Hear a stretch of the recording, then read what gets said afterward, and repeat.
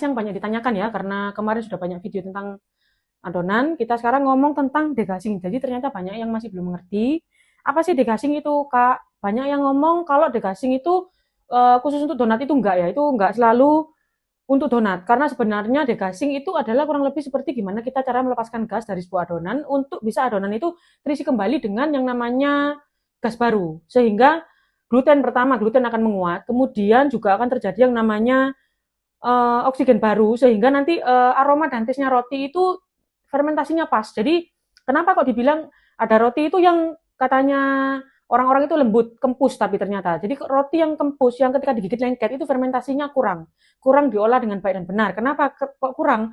Karena dari beberapa orang yang sensitif dengan pencernaan itu memang bisa jadi masalah besar bagi mereka ya. Pertama, langsung sebah, karena juga pernah beli dari beberapa roti tawar. Kita coba ya yang roti tawar ya dari beberapa gerai yang kebetulan ada, jadi ada beberapa nama-nama kecil gitu ya, itu benar-benar sampai ada roti tawar yang benar-benar ketika kita makan langsung rasa beganya ada kayak gitu ya, tapi nggak bisa menyalahkan karena apa, itu proses daripada kalau kita mau pilih produk yang berkualitas dan produk ekonomis itu memang pasti ada yang namanya prosesnya. Jadi kalau yang degas 4 kali, bukan cuma degas 4 kali ya, maksudnya yang diproses dengan fermentasi yang benar, karena proses fermentasi yang benar itu ada banyak metodenya.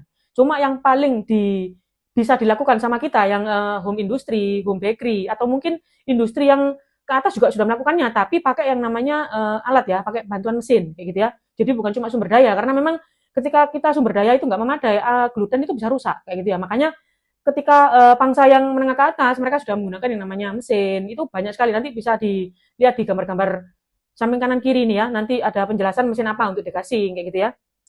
Jadi tujuannya ketika proses fermentasi itu nanti bisa dengan cara proses dikembangkan dulu 2 kali, habis itu di mixer lagi juga bisa.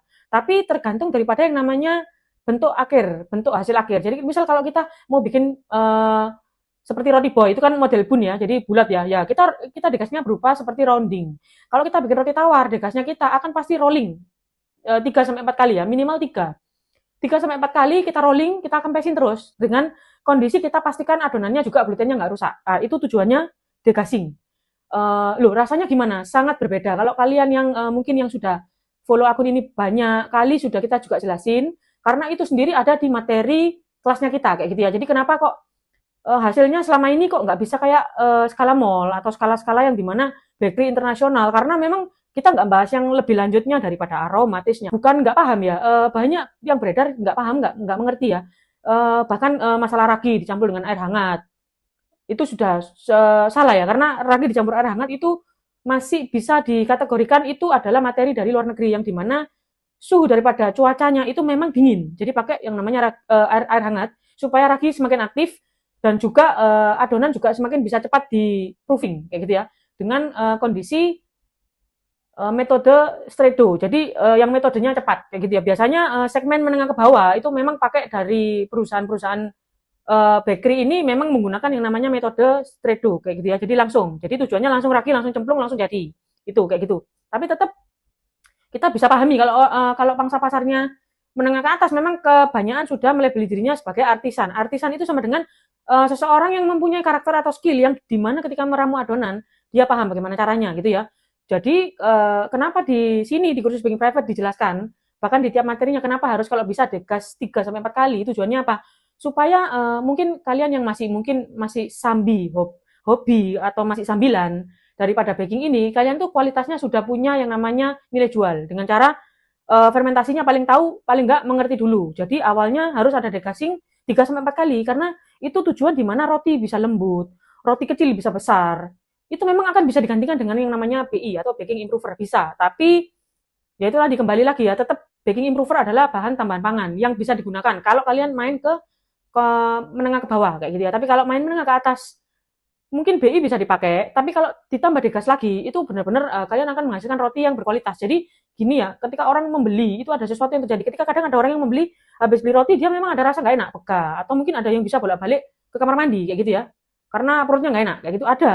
Jadi kadang kita kan nggak tahu, kadang ada customer yang komplain, ada juga yang customer yang ketika beli dia merasakan sesuatu dia cuma diam, akhirnya kita kehilangan yang namanya opportunity atau ya itu pelanggan yang aslinya bisa kita pegang, tapi karena produk kita sendiri nggak mengenal, kita nggak tahu juga apa itu degas ya, dikira cuma untuk donat, enggak ya. Jadi degassing adalah mengeluarkan adonan, dipakai daripada metode shreddo. Jadi kalau metode shreddo itu fermentasinya kan memang kondisinya dipercepat, bahkan raginya hancur-hancuran ya banyak. Kayak gitu ya. Nah, itu kalau orang yang mengerti, paham handle raginya skalanya besar, boleh. Tapi kalau kita langsung misal pakai ragi dengan skala berapa, kemudian nggak degas ya, hancur kayak gitu ya. Mulai dari adonannya kalian tuh bisa kuning, keruh, 2, kemudian rasa masam, 3, kemudian digigit juga lengket. Tuh, tapi bisa dimakan nggak? Itu memang bisa kayak gitu ya. Makanya di kursus baking sendiri ini kita bagi rahasianya kecil jadi besar ya, itu dengan cara degas. Lalu orang-orang memang di industri yang adonan roti yang skalanya sudah menengah ke atas memang akan melakukan degas tapi menggunakan mesin kayak gitu ya. Mesinnya banyak karena degas itu tujuannya adalah adonan yang sudah mengembang dikempiskan, dibuang gasnya supaya terisi baru lagi. Nah, kayak gitu ya. Jadi kalian bisa komen di bawah sudah nggak melakukan yang namanya degas 3 sampai 4 kali. Untuk yang mau memakai materi ini kayak gitu ya. Jadi boleh komen di bawah karena supaya yang lainnya paham ya bahwa benar-benar hasil dough kecil bisa jadi besar tanpa BI bagi orang yang memang mau di dalam adonan ini tanpa menggunakan baking improver ya bisa kayak gitu ya. Nanti akan ada postingan seperti ini dengan tentang aneka adonan roti karena kalau kita kemarin kan banyak menggunakan yang namanya gambar ya. Ternyata banyak yang kurang paham. Mungkin penyampaiannya kurang paham atau memang masih pemula kayak gitu ya. Jadi kita usahakan untuk membuat supaya kalian dengan mudah menangkap gitu ya. Jadi degassing adalah bukan untuk donat, itu untuk semua adonan roti yang kalau kalian ingin maksimal dalam roti apapun, roti tawar, roti manis, roti kayak roti sisir kayak gitu ya. Semua kalau kalian degas, hasilnya itu benar-benar lembut dan empuk kayak gitu ya. Tanpa tambahan BI kecil jadi besar kayak gitu ya. Jadi bisa komen di bawah yang mau tanya perihal masalah degas kayak gitu ya. Karena kalau dipanjangin detail di sini ini enggak cukup. Oke, see you.